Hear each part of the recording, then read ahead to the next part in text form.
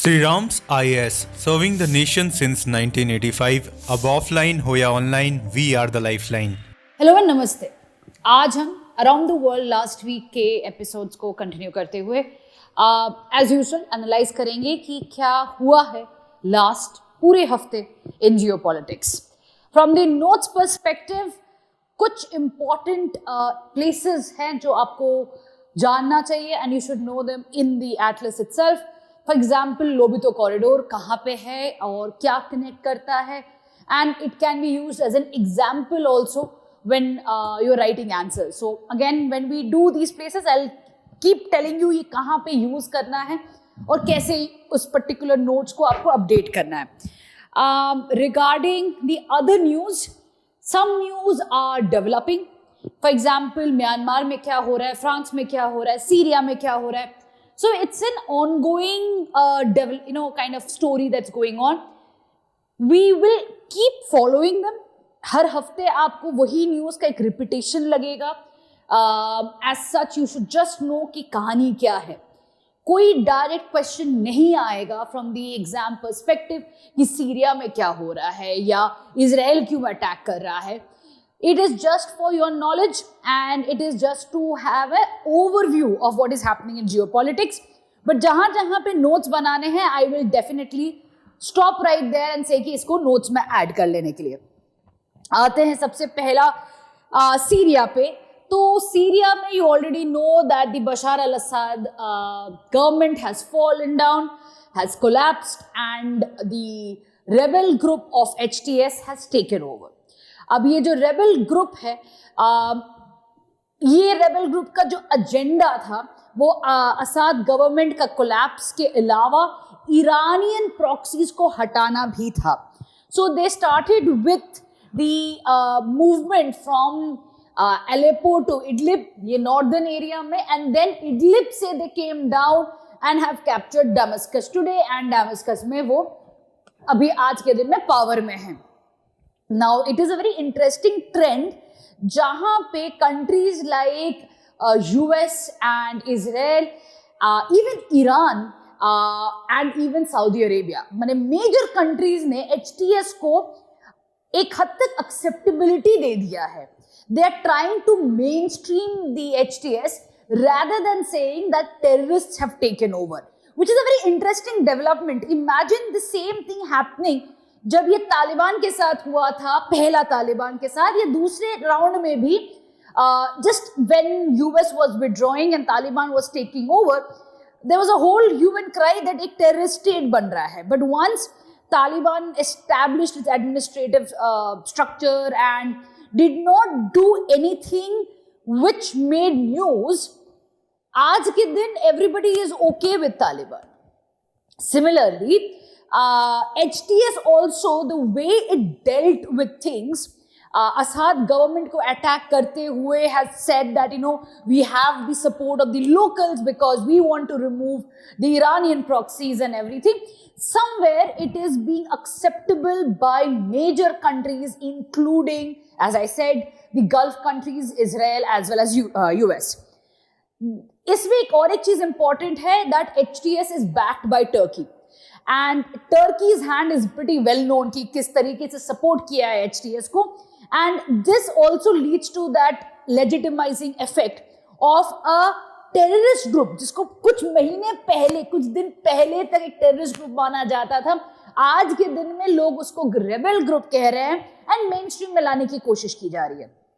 Now ये तो एक मेजर डेवलपमेंट है सीरिया में.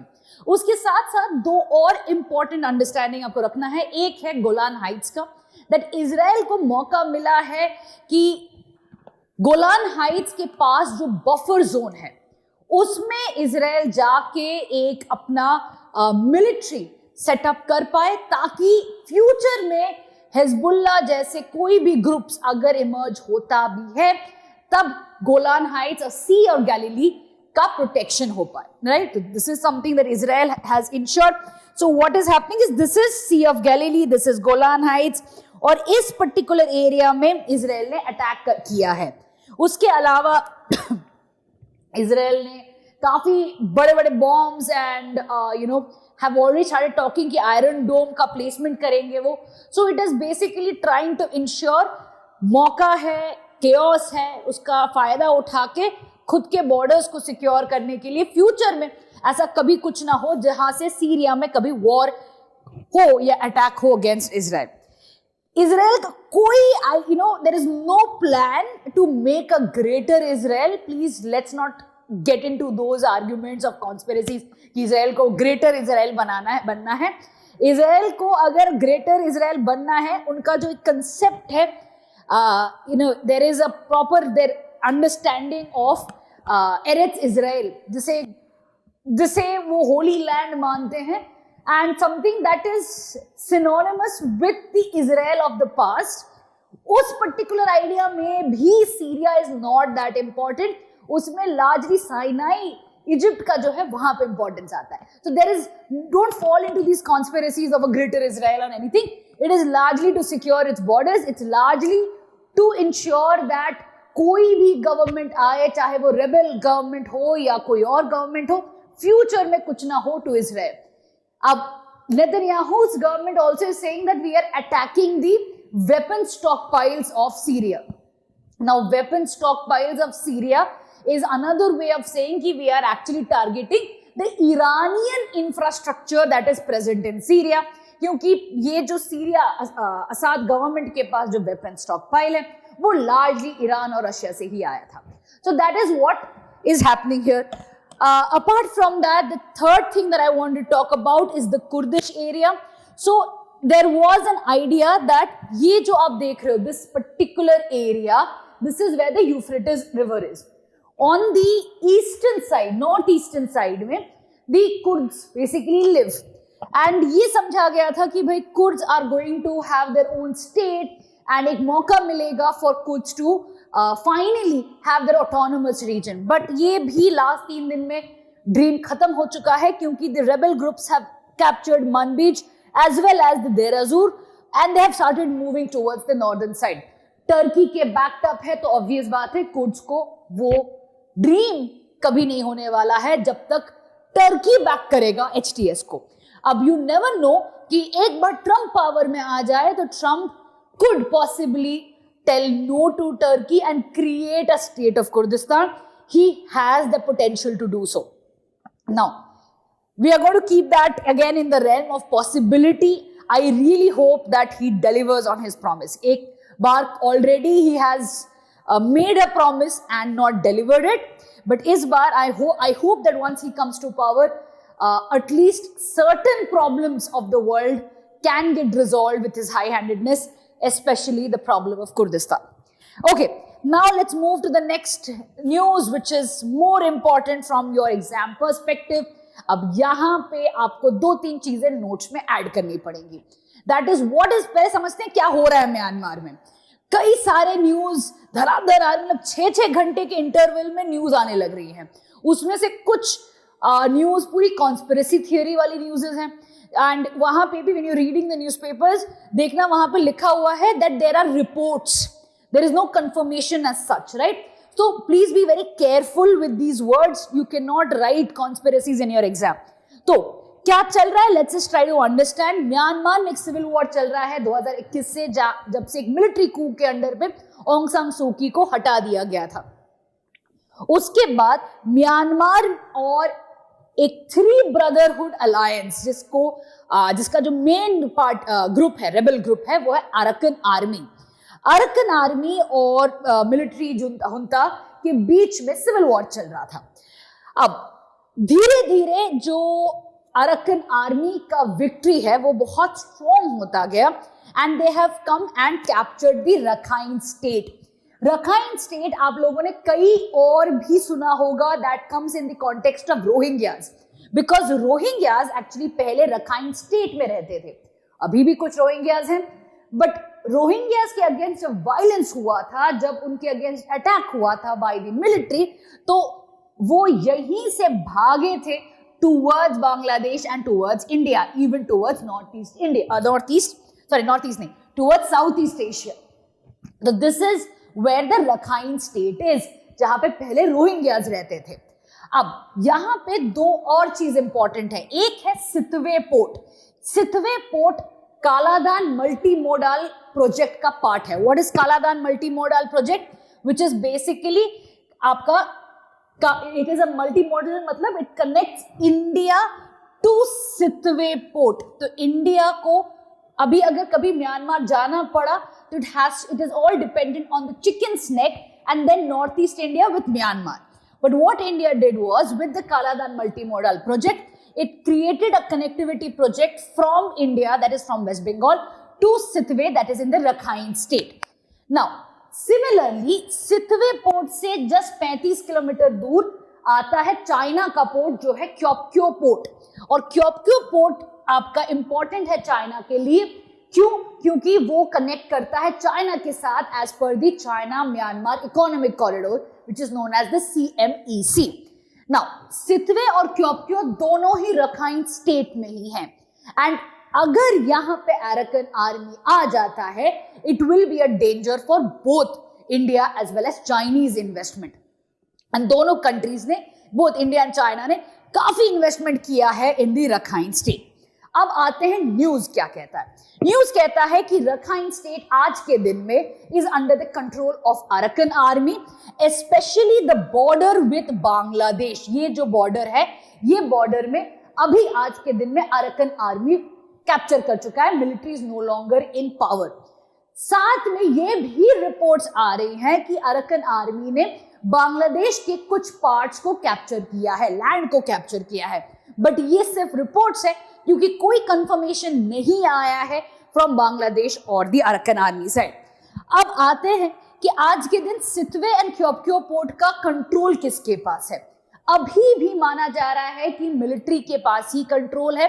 इन पर्टिकुलर इंस्टॉलमेंट्स में अभी भी military is in power, but हाँ, एज पर the state majority area is with Arakan army. ठीक है, this is what the situation is currently, which basically puts the question कि क्या अगर कल अराकन आर्मी ले लेता है, then what will be the major change? So इसी के लिए इस particular question को even India and China are addressing, but दोनों बड़े interestingly अलग अलग तरीके से address कर रहे हैं। सबसे पहले आते हैं अराकन आर्मी में। अगर आप 2020 में just go to Google and type who funds Arakan Army and put the year 2020, आपको 3-4 न्यूज आर्टिकल्स आ जाएंगे जहां पे रिपोर्ट्स के साथ there is a detail that China had basically started funding Arakan army to create trouble for Aung San Suu Kyi's government, and this is where you will start seeing Arakan army getting the initial funding coming in. उसके बाद धीरे धीरे Arakan army का जो यहाँ पे golden triangle में जो आपका ओपियम ग्रो होता था, उसको यूज करके ब्लैक मार्केट करके they started getting weapons and everything coming in, right? So this is where you see the initial training, initial weapons flowing in. China had created that monster, but when that monster became too big, China just couldn't control.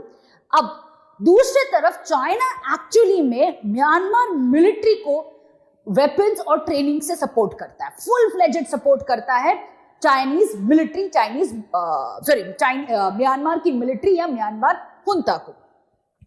Now जैसे जैसे Myanmar की military हार रही है and they are losing territory, China is getting worried. Why? Because China has enormous infrastructure development going on. CMEC जो project है वो बहुत इंपॉर्टेंट प्रोजेक्ट है चाइना के लिए। जैसे CPEC है वैसे CMEC है, एंड CMEC इज इंपॉर्टेंट क्यों? क्योंकि ये फिर से एक ऑल्टरनेटिव है मलक्का डायलेमा का, and that is the reason why China has started talking about sending private military contractors. What are PMCs? PMCs are basically soldiers on rent. They are like the Wagner group. ठीक है, Russia का जैसे Wagner group है, वैसे ही China private military contractors को आज के दिन भेजने की बात कर रहा है to Myanmar to support the military to fight against Arakan army, right? And why is China sending its private military contractors? Just to protect Chinese investment in Myanmar. Similarly China ने ये प्रपोजल पाकिस्तान को भी दिया था जब बलूचिस्तान और खैबर पख्तूनख्वा में violence का दौर चल रहा था. अभी भी it is not a very stable issue, but तभी that proposal had been given to the Shehbaz Sharif government. Now यहाँ पे China has already started saying कि भैया अगर नहीं हो पा रहा है control, we will send PMCs. अब इंटरेस्टिंगली आते हैं इंडिया के पर्सपेक्टिव में, क्योंकि हमारा भी इन्वेस्टमेंट है सितवे में, बट इतना नहीं है जितना चाइना का इन्वेस्टमेंट है.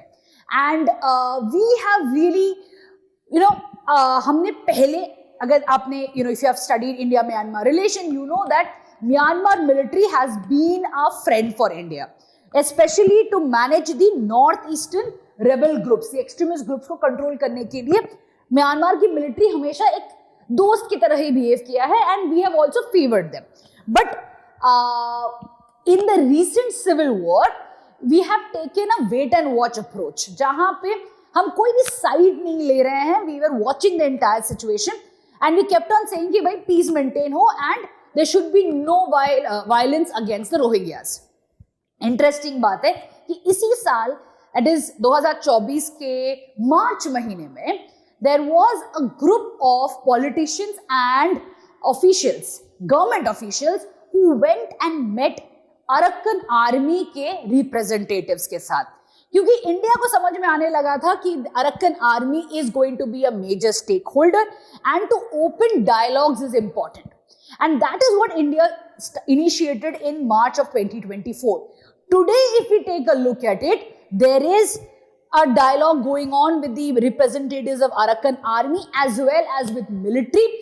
And this is what India has said कि भाई जो भी stakeholders हो, we are in dialogue with them to protect India's investment. Now, this is something that India learned from Afghanistan का issue. Because when Taliban came to power, we had, followed a very strict policy of not dealing with terrorists. तो हम तालिबान से बात ही नहीं कर रहे थे. And इसी मौके का फायदा उठा के चाइना ने एक तालिबान के साथ रिलेशंस एस्टैब्लिश कर लिया, अपना इन्वेस्टमेंट और बढ़ा दिया. And that is when India realise कि यार हमें तो बात तो करनी पड़ेगी, but that does not mean we need to recognise Taliban as the official government. We can separate these two issues.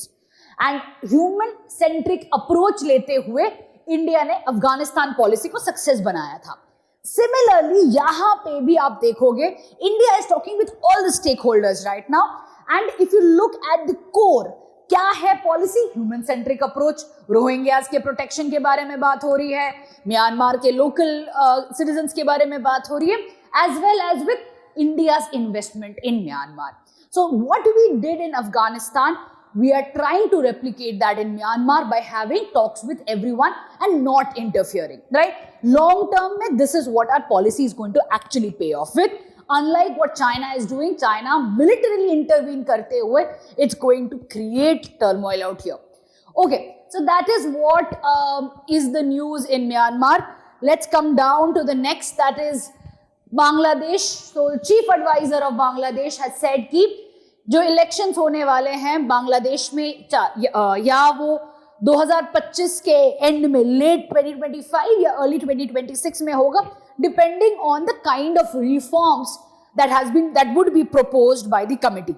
Now, between you and me, we all know कि एक बार कोई भी पावर में आ जाए, कोई भी ट्रांजिशन गवर्नमेंट या caretaker government power में आ जाए, वो केयरटेकर गवर्नमेंट अपना टाइम लेता है to actually host the elections, right? अभी at this point of time, if you take a look at the Bangladeshi elections या Bangladeshi politics, there is no single name that is coming on. Why? Because Sheikh Hasina के party से कोई major name नहीं आ रहा है. She is of course been literally अभी hunting हो रहा है उनके अगेंस्ट में. तो on the other hand, Khaleda Zia's health is not permitting her to actually be the face. So she's, her party is also kind of floundering कि कौन होगा जो actually में power में आए and who's going to be the face of the new Bangladesh. नया बांग्लादेश इसे कहते हैं, right? तो इसी वजह से the caretaker government is going to keep pushing the elections on some बहाना or other, और ये elections delay होता रहेगा. there would be a certain kind of criticism coming in internationally later on, जिसके वजह से elections का possibility आ जाएगा by I'm assuming 2026 के end में. मतलब there would be another 2 years where the caretaker government is going to rule Bangladesh. Okay. Next, again, we'll come down to Bangladesh's news only, where our foreign ministry visited Bangladesh. Now, why was this visit important? Because in the entire transition that has happened since the collapse of Sheikh Hasina's government and the caretaker government coming in, there has been no significant diplomatic meeting that has happened between India and Bangladesh. तो इस particular visit में पहला जो issue raise किया गया था वो था protection of minorities in Bangladesh. And इस पर्टिकुलर इशू पे Bangladesh did accept that there have been certain cases of violence against minorities and they also said that they will do something about it. Second issue that was raised was by Chief Advisor Yunus, who talked about India should be willing to join SAARC and SAARC के revival के बारे में. Now, it is a fantastic idea that SAARC should be revived, and I'm sure Yunus would want that right now. Naya Bangladesh, so-called Naya Bangladesh, would want SAARC to be revived because that will help Bangladesh establish its relations with Pakistan as well as with India. But from the Indian perspective, we had a strong problem with SAARC because of state-sponsored terrorism in Pakistan. And we have maintained that we are okay and we are more than happy to go with SAARC as long as Pakistan stops terrorism.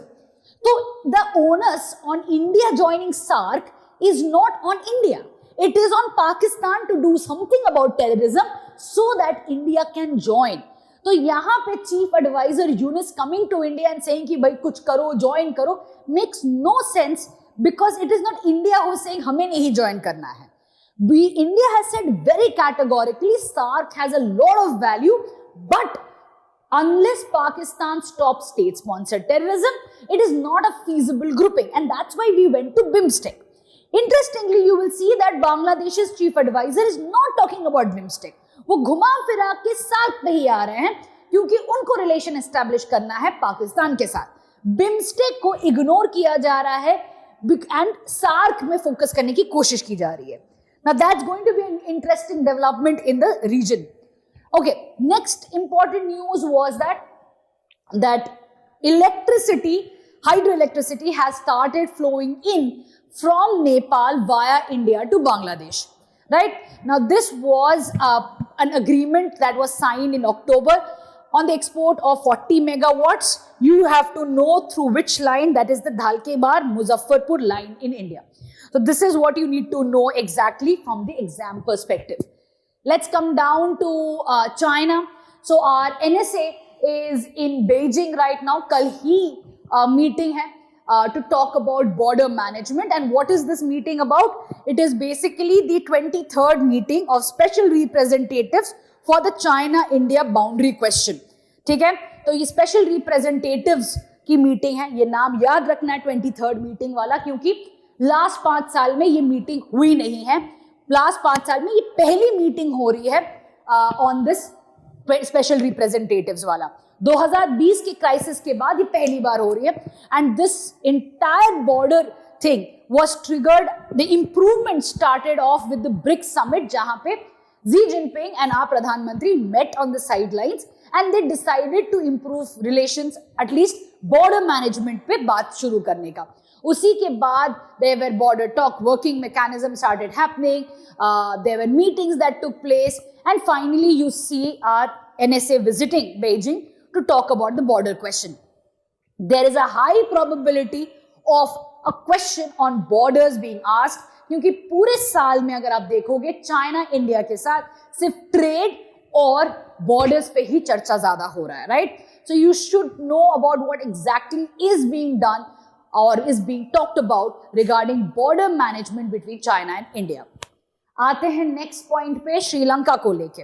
So if we come to Sri Lanka, the Sri Lankan president had come to India and उस particular visit में दो important चीजें हुई हैं. एक important ये था कि he thanked India for supporting Sri Lanka through a economic stimulus. जो हमने इकोनॉमिक स्टिमुलस दिया था which was a mixture of aid, grant and loan, plus we also had kind of sent petrol भेजा था हमने, फूड आइटम्स भेजा था, मेडिसिन भेजे थे कोविड का. Along with it, we also talked about currency swap. So there was a huge economic stimulus, about 4 billion USD ka we had given. So he had basically thanked India for that and said that was a major crucial assistance that was given by India towards Sri Lanka during its debt crisis. Now, that was a major thing. In the neighborhood first policy में आप इसको as an example लिख सकते हो कि देखो, even though relations had worsened, but India, through its humanitarian policy, through its economic stimulus, has had a positive impact with its relation in Sri Lanka. Interesting बात पे आते हैं अभी. दूसरा चीज जो उन्होंने कहा था, उन्होंने कहा है कि Sri-Lanka will not let its territory be used by any country to have a anti-India, kind of a thing.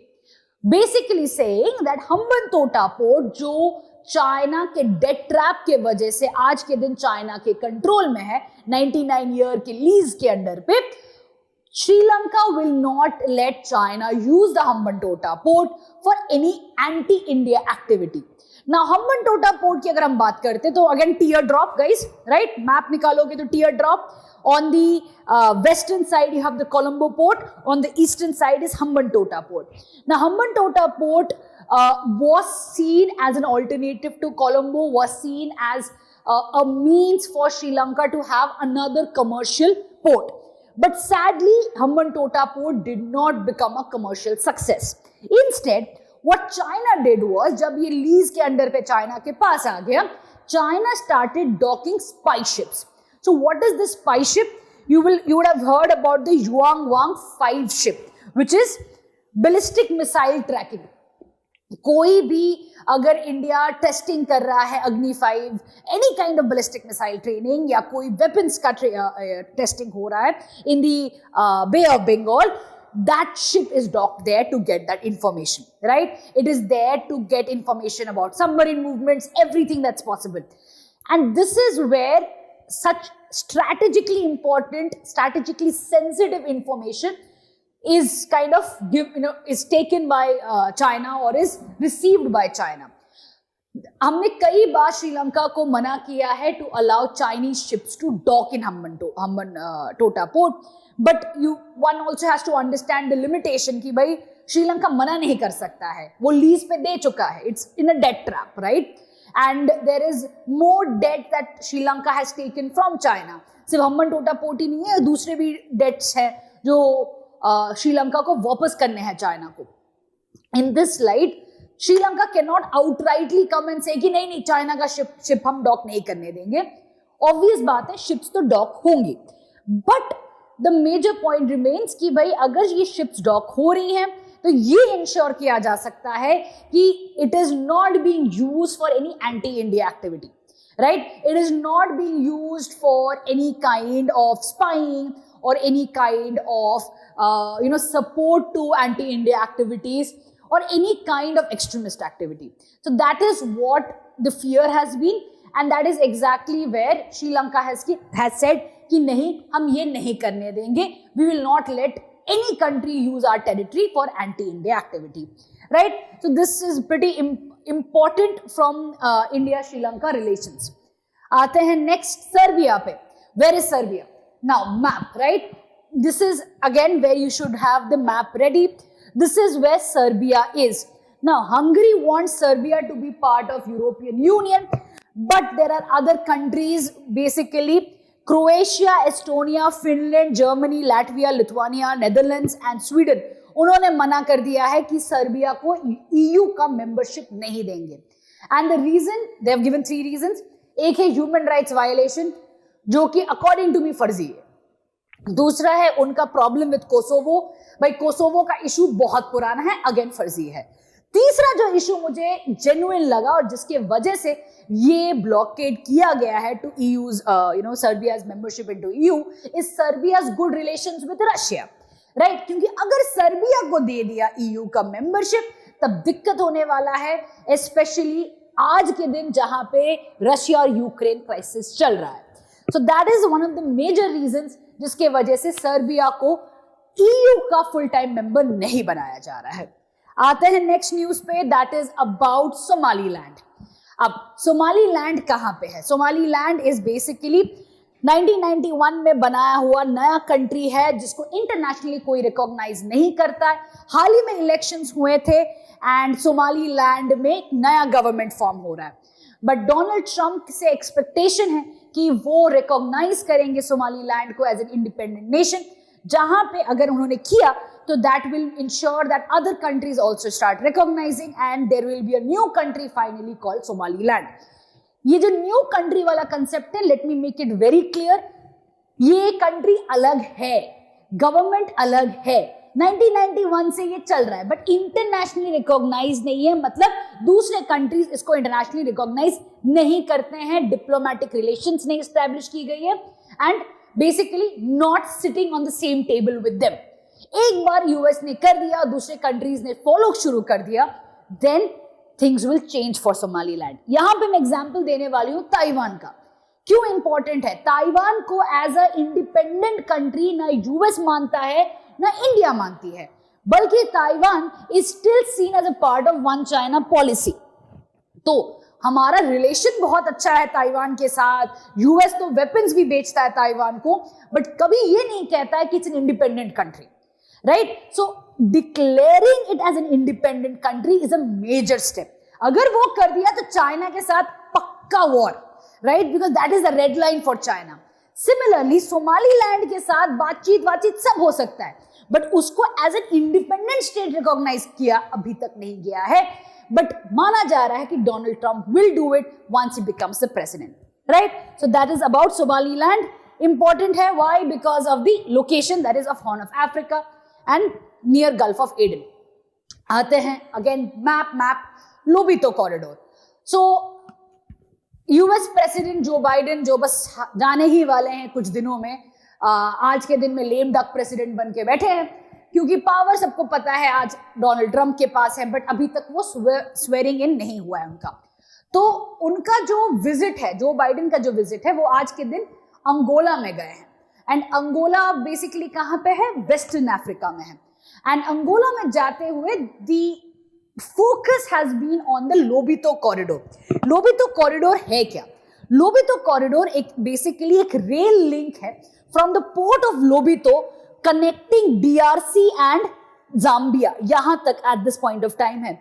अब ये जो कनेक्टिविटी है, ये जो कॉपर और गोल्ड माइंस है इन डीआरसी एंड जाम्बिया, उनको कनेक्ट करता है, right? There is again talks of uranium being found there and other minerals that is being found. But ये जो लोबितो कॉरिडोर है, it is an alternative to BRI, that is the belt and road initiative of China.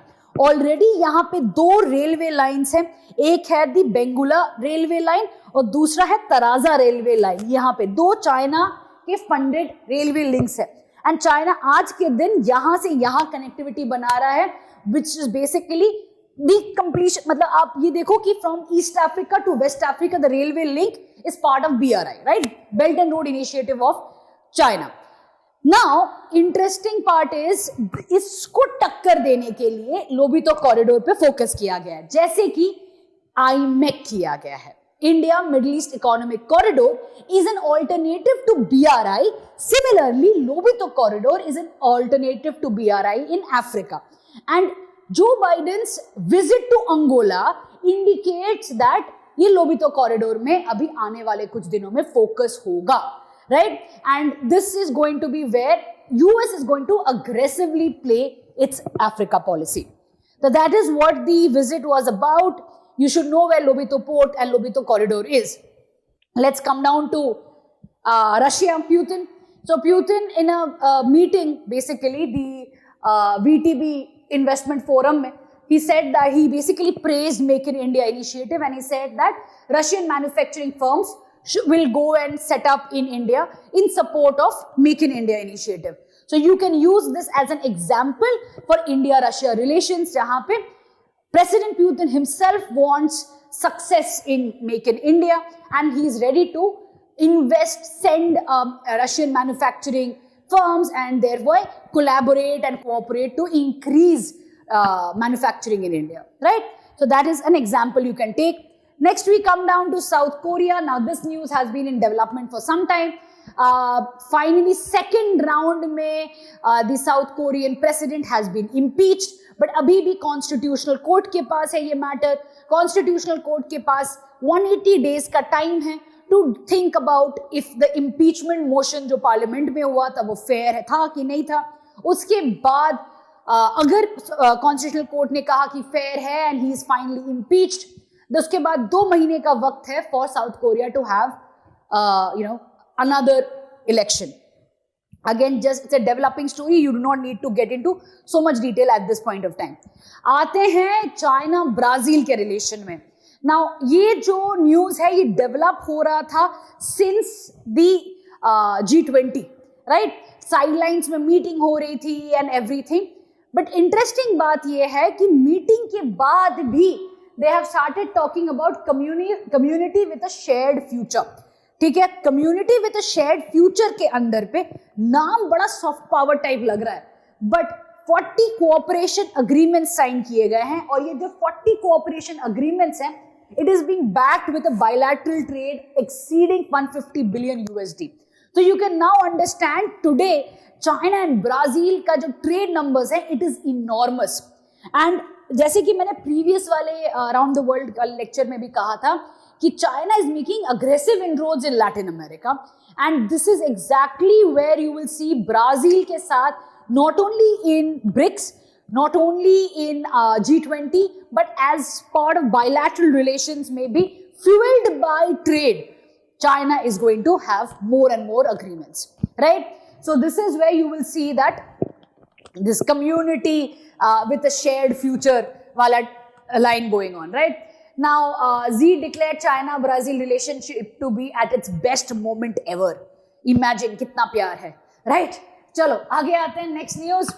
Yeah, this is another important news that पहला Arctic shipping roots का meeting हुआ था जहां पे Russia ने चाइना को इनवाइट किया था, and China Russia had this sub committee meeting on Arctic shipping routes. तो आर्कटिक का क्या है, आर्कटिक का शिपिंग रूट्स क्या है? बेरिंग स्ट्रेट से लेके बेरेन सी तक. मैं हमेशा this is something you need to remember, right? Because the Russia-China polar silk route is Bering Strait, जो रशिया और अलास्का को सेपरेट करता है, एंड टू बेरेन सी यहाँ पे है जहाँ पे आपका मुर्मांस्क पोर्ट है. मुर्मांस्क पोर्ट आज के दिन में बहुत ज्यादा ऑयल ट्रेडिंग के लिए फेमस हो रहा है because Russia is basically shipping most of its crude oil from the Murmansk port. तो Bering strait to Barents sea, इसी पर्टिकुलर शिपिंग रूट के लिए सब कमिटी बैठाई गई थी एंड चाइना को इन्वाइट किया गया था. नेक्स्ट न्यूज आता है the Khunjerab pass. Now Khunjerab pass, now again map, what you need to know is this is the Karakoram highway and ये गिलगित से पास करता है. You will see the Khunjerab pass right here. Okay, you need to zoom it. Let me zoom it, let me see if I can zoom it. Can you see it? Yeah, तो गिलगित से pass करते हुए it comes to Khunjerab pass. यहां पे जहां पे आपको अफगानिस्तान दिख रहा है, it is the Wakhan corridor. ठीक है, it is the Wakhan corridor. And Khunjerab pass से चाइना और पाकिस्तान का जो पास है उसको अभी ऑल ईयर राउंड खोलना शुरू हो चुका है. पहले यहां पे because of the height, altitude, right? Yeah, almost right. Altitude, there was a problem of keeping the pass open, but अब CPEC के वजह से इसको खोलना तो पड़ेगा ही, इसको ओपन रखना पड़ेगा and movement has to be ensured. तो अब ये 1 साल से they have been able to keep the pass open. Now this route has been made all weather road के थ्रू में motorable throughout the year. Now very important, ये जो है ये जिनजियांग रीजन का पार्ट है. पास में आ जाता है वकान कॉरिडोर, पास में आ जाता है Tajikistan. This is where your CPEC route. हम ग्वादर की तरफ फोकस करते रहते हैं, but China is being sure that Khunjerab pass अभी ऑल ईयर राउंड भी खुला रहे ताकि मूवमेंट हो जाए. लास्ट ईयर अगर आप देखोगे there was 42.6% and 72.7% hike in transits of good. तो यहाँ पे ऑलरेडी गुड मूवमेंट शुरू हो चुका है, अच्छा खासा शुरू हो चुका है. एंड धीरे धीरे जैसे ग्वादर पोर्ट बन जाएगा, प्रॉपर्ली फंक्शनल हो जाएगा, this route is going to be what China is going to prefer, right. Moving on, we come down to the first Antarctic atmosphere monitoring research station. Now this news really confused me. क्यों? क्योंकि जब मैंने news पढ़ा तो वहां पे लिखा था China establishes first atmosphere monitoring research station.